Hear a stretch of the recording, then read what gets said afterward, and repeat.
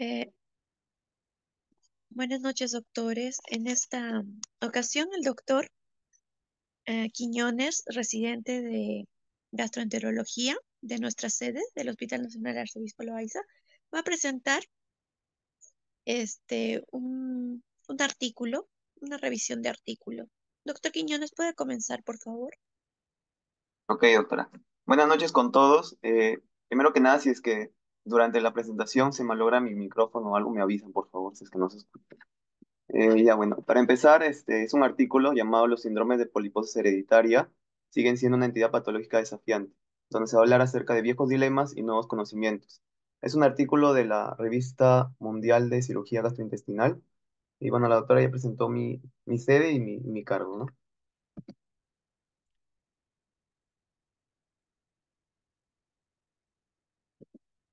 Bueno, este es el índice que abarca el artículo, donde vamos a hablar acerca de la introducción, la revolución genética, ampliando el fenotipo, el manejo quirúrgico que se hace sobre la poliposis hereditaria, ya sea en el tracto gastrointestinal bajo y superior, y las conclusiones.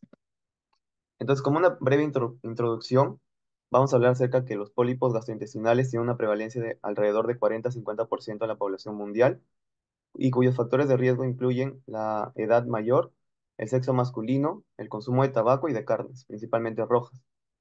Con respecto al manejo, vamos a hablar que la mayoría de los casos los pólipos son de manejo sencillo, tienen que ver con un manejo endoscópico y una posterior vigilancia en base al número, la localización y el estudio histopatológico que se realiza, ¿no? Y también puede ser un manejo más complejo, en caso haya pólipos múltiples o raros, o pólipos que se manifiesten en personas jóvenes. Porque como dije, generalmente factores de riesgo que sean en personas mayores, ¿no? Y cuando un pólipo es de características complejas, uno tiene que sospechar en un síndrome de poliposis hereditaria, el cual tiene mayor riesgo de neoplasia maligna gastrointestinal y extragastrointestinal, y mayor riesgo también en familiares de primer grado.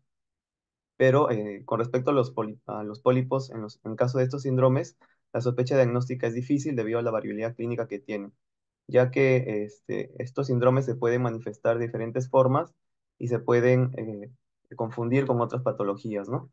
Pero el artículo nos resalta la importancia de tres síndromes, que son la poliposis adenomatosa familiar, el síndrome de poliposis juvenil y el síndrome de Peutz-Jeghers. Entonces, con respecto a la revolución genética, el artículo nos comenta que el conocimiento de la causa genética de los síndromes de poliposis hereditaria ha sido posible debido a la investigación que se ha hecho con respecto al genoma humano. Es así que tenemos dos tipos de secuenciación que se han iniciado en la historia, que la primera fue la secuenciación de Sanger, que permitió entre los años 70 y 80 integrar pruebas genéticas en el diagnóstico clínico, ¿no? Es así que en los años 1990-2000 se descubrió genes relacionados a estos síndromes, por ejemplo, a la poliposis adenomatosa familiar, el gen APC, y también tenemos la mutación Y, STK11 y BMPR1A. La desventaja con esta forma de secuenciación era que demandaba mucho tiempo y que era costosa. Por lo tanto, obstaculizó, generó problemas, obstáculos para poder desarrollar el tema de las investigaciones, ¿no? Y la segunda, la secuenciación de segunda generación en el 2010 se integró en la práctica clínica y sus ventajas permitían facilitar la secuenciación rápida y económica de varios genes simultáneamente. Tenemos el gen POL1, NTHL1, ¿no? Es así que en este cuadro podemos ver, por ejemplo, que en el año 87 se describió la poliposis adenomatosa familiar y recién en el año 91 se pudo descubrir algunos genes, como el gen APC, ¿no? Como se ven acá en rojo, el gen AXIN2, mutin, POL1, POLE, lo cual permitió una clasificación genética de estos síndromes y también mejorar la vigilancia posterior al diagnóstico, ¿no? Con respecto al subtítulo de ampliando el fenotipo, esto nos dice que los síndromes de poliposis tienen superposición fenotípica imitándose entre sí, ¿no? A nivel de tracto gastrointestinal. Es así que tenemos la poliposis adenomatosa, que no siempre es manifestación clínica de la poliposis adenomatosa familiar. Como se ve en la imagen A, tenemos pólipos a nivel del colon múltiples, los cuales en manejo endoscópico son difíciles y es por eso que usualmente se opta por el manejo quirúrgico. También tenemos que el síndrome de poliposis amartomatosa o pólipos inflamatorios, estos pólipos se confunden con los pólipos juveniles que se manifiestan en el síndrome de poliposis juvenil. Y también tenemos que el síndrome de tumor amartoma Petén síndrome de Cowden, hay pólipos de diferente histopatología, ¿no?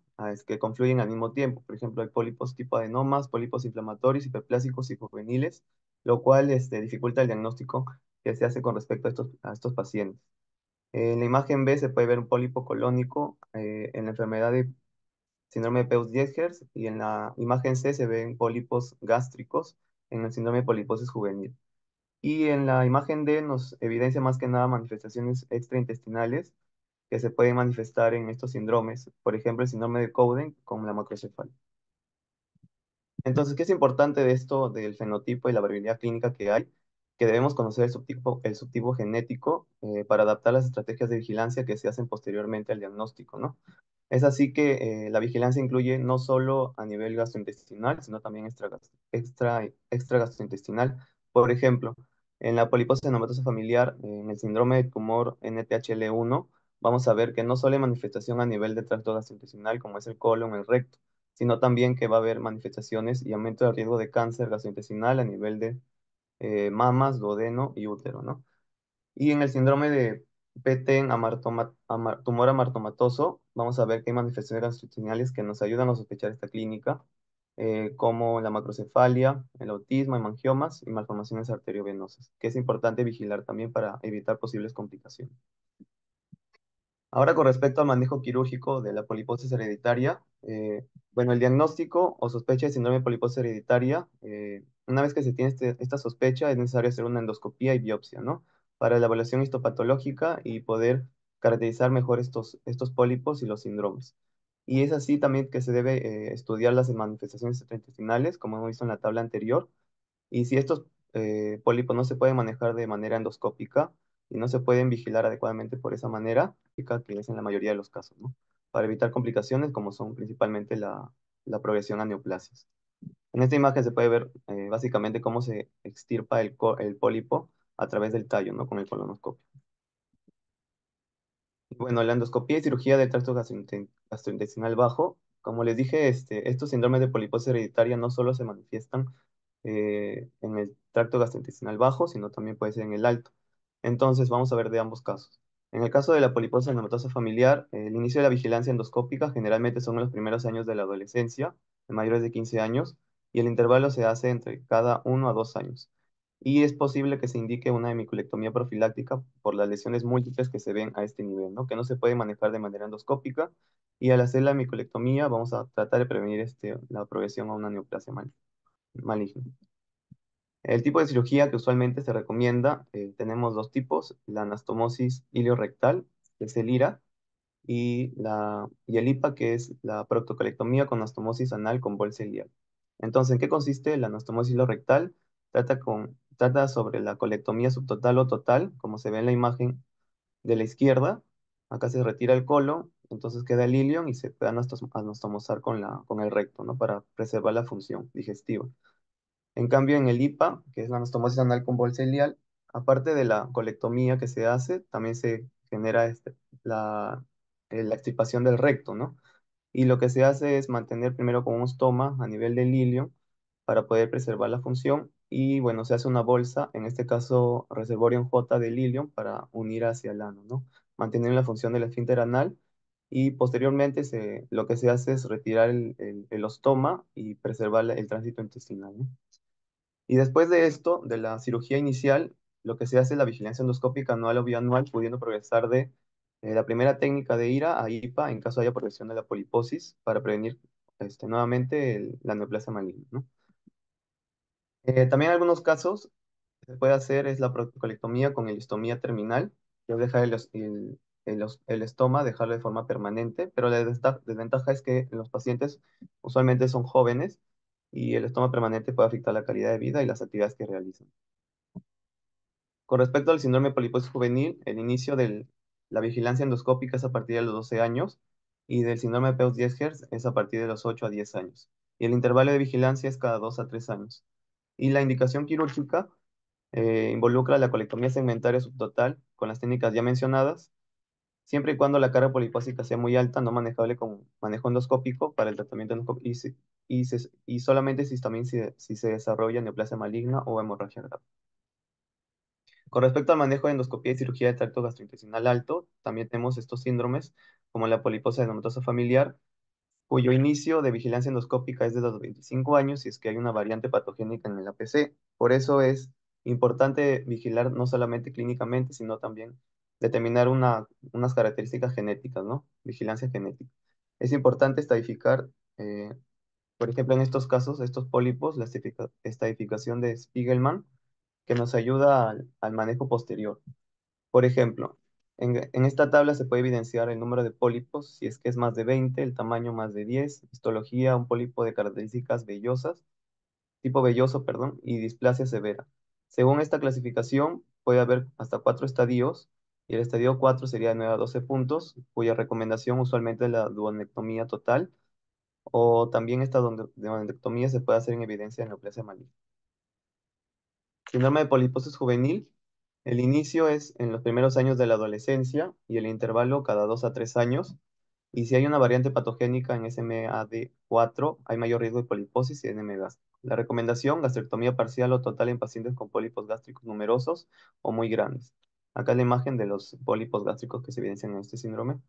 Y síndrome de Peutz-Jeghers, inicio 8 a 10 años, intervalo cada 2 a 3 años. Y la recomendación es resección lo más pequeña posible para poder prevenir el síndrome de intestino corto. Indicaciones en caso de lesiones sospechosas, sangrado sintomático repetitivo, obstrucción o intususcepción generada por pólipo. Entonces, con respecto a las conclusiones del artículo que nos presentan, quiere decir que se identifican con la historia nuevas familias y pruebas genéticas, las cuales se hacen más sofisticadas y permiten la prevención de enfermedades sintomáticas. Se ha hecho investigaciones con respecto a la quimioprevención, ya que si tienes el diagnóstico de esta poliposis hereditaria de forma temprana, lo que me va a permitir es poder, de cierta forma, con algunos estudios se ha demostrado que previenes la formación de la progresión de estos pólipos y de por consecuente la neoplasia maligna. Es así que, por ejemplo, los AINES, como el Sulindac y el Celecoxib, han manifestado en algunos estudios reducción de adenomas colorectales y duodenales, ya que generan inhibición de la superfisión de COX-2 en los pólipos, ¿no? Por ejemplo, en el síndrome de Peutz-Jeghers, disminuyendo la carga de estos. Y a pesar del avance de la quimioprevención, las medidas endoscópicas y quirúrgicas son aún el enfoque principal, teniendo en cuenta que siempre es importante las características histopatológicas y también macroscópicas para poder llevar una adecuada vigilancia endoscópica con respecto a los pacientes y prevenir en la mayoría posible las complicaciones que se pueda presentar, ¿no? Eso sería todo. Muchas gracias. Gracias, doctor, por su presentación. Bueno, yo quería comentar, ¿no? Que es muy importante nosotros como patólogos y el doctor de gastro tener presente estos, ¿no? Estos síndromes que a nuestro servicio nos llegan bastantes biopsias de gastro y sobre todo la parte de los pólipos, ¿no? Entonces, el día a día. Pólipos, todos los días nos llegan pólipos. Entonces, tener presente esto y como ya lo indiqué en alguna ocasión, ¿no? Que la macro, la endoscopía es la macro, ¿no? Que nos detallen bien en las fichas de los petitorios, ¿no? Y lo bueno es que el servicio de gastroenterología sí lo hace, leer bien las fichas, cómo están y si hay alguna duda, ¿no? A nivel de la descripción de la endoscopía, de la colonoscopía, ¿no? Preguntar, hacer contacto, tener una buena comunicación con el gastroenterólogo y si se sospecha, digamos, de este síndrome, ¿no? De la edad y todo, y ampliar más, ¿no? La historia clínica que es muy importante tener y tener en cuenta la parte de las mutaciones que los pacientes puedan tener, ¿no? Y porque el fin es dar un tratamiento correcto, ¿no? Al paciente. Bueno, ¿alguien del público quisiera acotar, hacer alguna pregunta al doctor? O doctor Millones, ¿algo más que usted quisiera indicarnos? Bueno, entonces me trae recuerdos un caso que tuvimos de un nombre de poliposis. Me acuerdo bastante porque yo era R1 era, con la doctora, estaba la doctora, ¿cómo se llama? Melissa Velarde. A ella le tocó el caso, yo era R2. Y me dijo, Manuel, quédate porque era un sábado a las 12. peor horario para que empieces. Y llegó un colon entero, desde ilion hasta el ano, todo el marco colónico. Y no sabíamos cómo guardarlo, porque encima no estaba el doctor Verona que siempre nos daba el apoyo, ¿no? En ese momento. O sea, él solamente era todo el marco colónico que lo hicimos, lo enrollamos en un, lo abrimos y lo enrollamos en un tecnopor para más o menos que mantenga la forma. Y tenía, no te miento, más de 500 pólipos sería. Tenía una cantidad de pólipos increíble, o sea, todo era pólipo, un bosque era de puros pólipos. Y ya tenía un cáncer en sigmoides. Nunca supe si sospechábamos que era un síndrome de poliposis. Nunca se llegó a determinar exactamente si era o no, porque bueno, hay que hacer todos los estudios, incluso moleculares, creo. Pero sí fuimos a ver al paciente, no nos comentó que hubiera tenido familiares, pero sí recuerdo con esta enfermedad, pero sí recuerdo que tenía una cantidad de pólipos impresionante, aparte, ¿no? Del cáncer, de un cáncer ya, un adenocarcinoma moderadamente diferenciado en ciego, ¿no? El típico, no en ciego, no, perdón, en sigmoides, que era el típico carcinoma de colon, ¿no? Bordes elevados, centro necrótico, todo.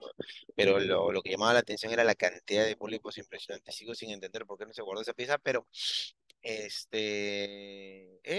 más que seguro era uno de estos síndromes, ¿no? No se llegó a hacer todo el estudio, según el paciente, como te comento, no tenía familiares con esto, parece que si tenía las mutaciones eran de nuevo, pero sí fue un caso bastante interesante y sí hay que tenerlos presentes, ¿no? O sea, nos llegan bastantes pólipos, generalmente uno que otro solitarios, ¿no?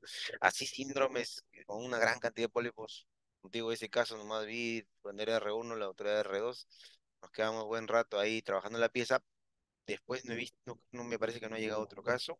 Igual estar atentos siempre, chicos, para estos casitos que siempre llegan interesantes y como ahora ya tenemos donde tomar bien las fotos, gracias y a Email me parece que ha estado haciendo las coordinaciones, y ustedes, bueno, han tenido a bien traer, ya tenemos donde no tomar buenas imágenes, así que aprovechen eso. Y siempre la información que nos pueda dar el gastro, ¿no? Como comentó Nixa, o sea, en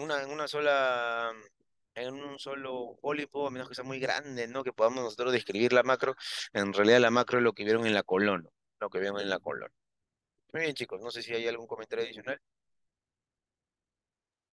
Yo, doctor, quería comentar con respecto, ¿no? A las muestras que nos llegan. A mí creo que también me llegó uno, pero tampoco lo guardamos. En el informe, sugerir, ¿no? Que nosotros como patólogos tenemos que sugerir que se hagan también pruebas. Y lo que yo quisiera, digamos, con toda esta presentación que hizo, que los doctores, digamos, el doctor Herrera, la doctora Morante, nos indiquen, digamos, en una macroscopía, si es que les llegase, ¿no? Un colon con bastantes pólipos, ¿cómo trabajarían la macroscopía? Esa sería mi pregunta para ellos. Y si es que si no supieran, que obviamente que vamos a dilucidar, ¿no? Eso. Esa es mi pregunta para ellos, más que todo. Mm, ok, si nos llega una hemicolectomía completa,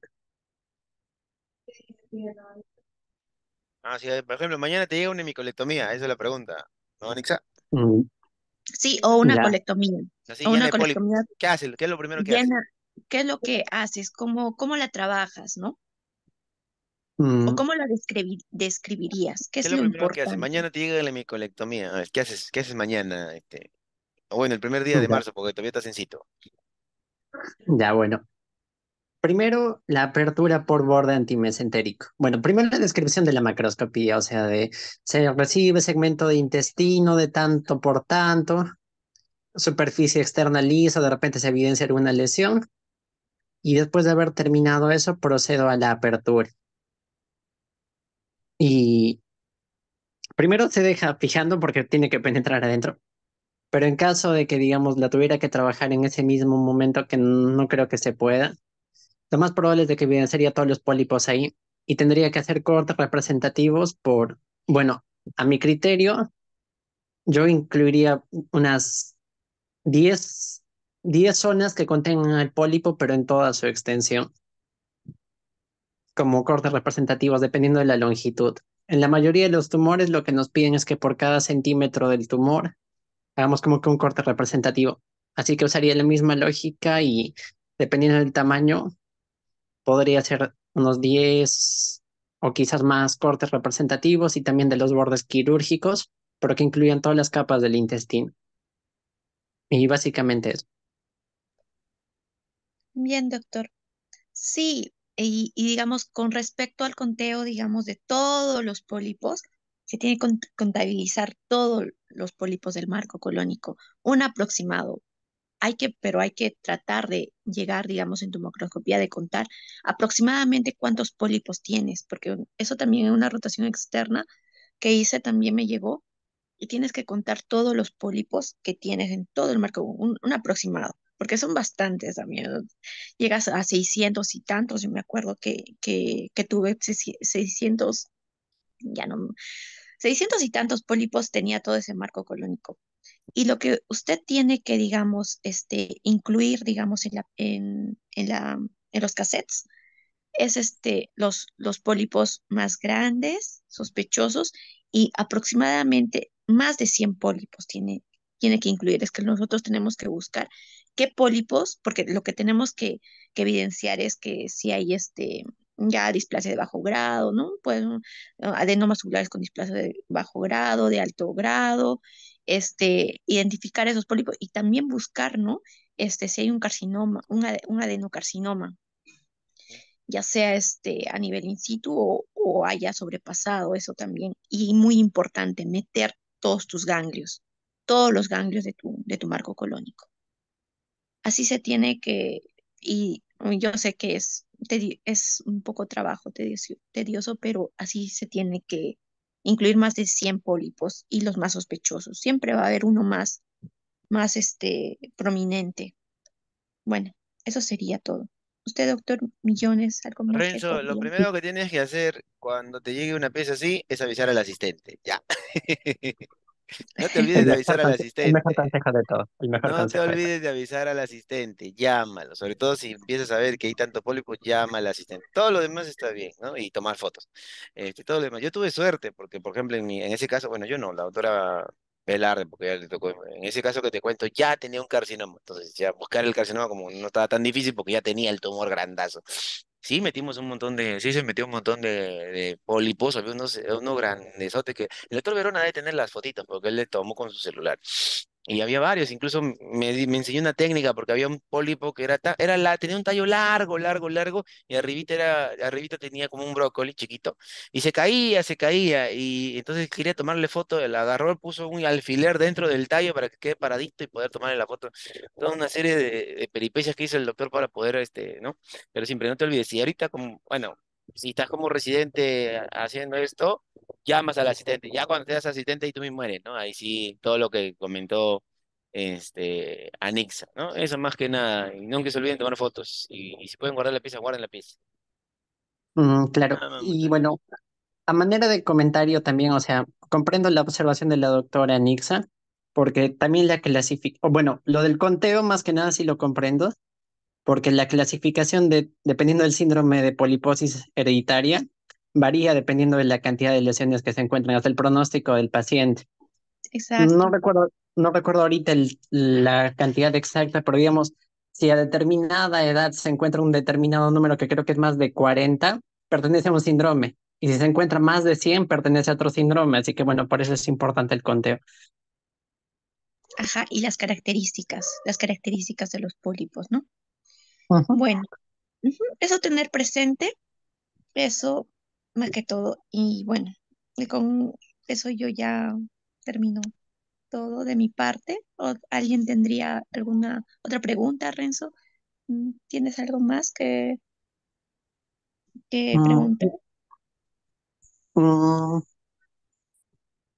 bueno, no tanto más que preguntar, quizás recalcar la parte del seguimiento en este caso de pacientes y de que dependiendo si hay algún antecedente familiar, tener en cuenta que se debe hacer seguimiento al familiar más cercano al paciente. Si es un familiar directo, debe comenzar su seguimiento 10 años antes de la edad en la que se le detectó al paciente Y si al paciente se le encontró antes de los 20 años, se debe comenzar su seguimiento a partir de los 12 años también. Nada Exacto, más. es muy importante, sí, por eso es muy importante que nosotros no tengamos solo en la mente, ya, bueno, solo diagnosticamos pólipos, hacemos el macro, no, es muy importante nosotros también saber la parte de las mutaciones, porque como patólogos sí es muy importante que nuestro diagnóstico va a influir bastante en el pronóstico y en el pronóstico del paciente, ¿no? Eso es el peso que tenemos. Y bueno, y tener mucha relación con los gastros.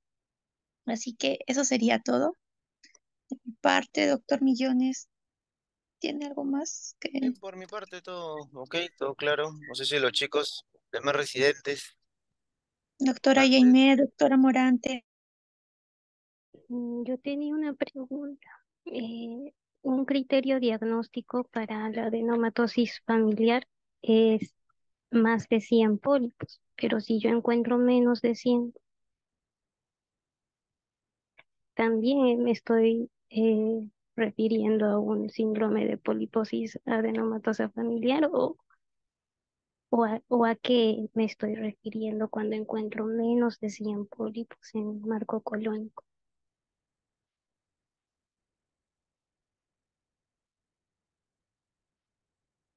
Doctora, buenas noches. Bueno, sí tengo en claro esos criterios, pero yo creo que al menos en estos casos, como nos refieren acá en el artículo, que el fenotipo usualmente es diferente, ¿no? O sea, puede haber diferentes manifestaciones clínicas y diferentes formas de presentación, lo cual dificulta el diagnóstico.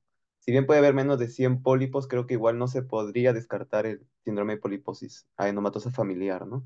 Y bueno, eso se corrobora también con, creo yo, con la histopatología y con el posterior desarrollo que puede haber en los controles, ¿no? En la vigilancia, porque puede haber progresión de estos pólipos. No solamente te vas a quedar con lo que ves al inicio. Claro, hay otra patología que es similar a la poliposis adenomatosa familiar, que es la poliposis adenomatosa familiar, pero atenuada. Y a diferencia de la primera, esta no tiene una alteración en el APC, sino que tiene una mutación a nivel del MUT. Y a diferencia de la adenomatosa familiar, la edad de presentación ya no es en pacientes jóvenes, sino es en pacientes mayores, pero también es resultado de una alteración genética. Entonces, sí, si encontramos gran cantidad de pólipos, más de 10 pólipos en marco colónico, probablemente no, esto sea debido a una alteración genética. Eso nada más. Sí, justo Gracias, eso, ¿no? doctora. La atenuada, recuerden, sí, sí, más Ujú. de, he visto, vi que era de más de 20 a 100 o de 10 a 100 por ahí estaba. Sí, sí, sí, hay Por que eso es recordar eso. importante, Ujú. ajá, contar, contabilizar los pólipos, tratar de dar el, el número casi exacto en los pólipos y bueno, por eso también es muy importante también la parte, ¿no? De estudio genético, ¿no? Para ver la mutación. O sea, todos, y nosotros, como indiqué, tenemos que sugerir para que el gastroenterólogo realice también, ¿no? Y lo tome eso en cuenta.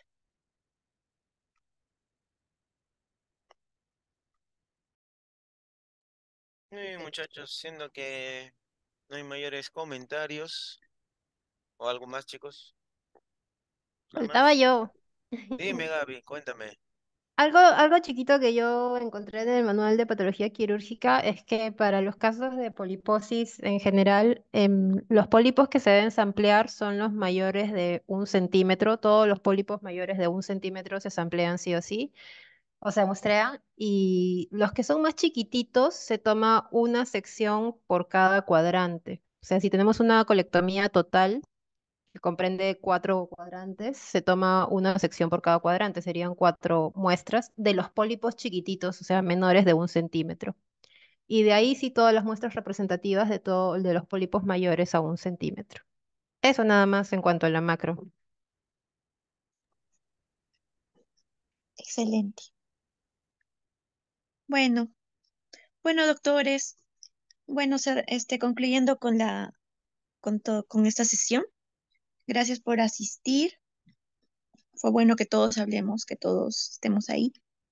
Y Bueno, este será para la próxima, que es el día de mañana, a las 7 de la noche. Hasta luego, chicos. Buenas Gracias. noches. Está bien, Buenas gracias, buenas noches. noches. Gracias, Buenas noches. doctor. Gracias, Gracias, doctor. César.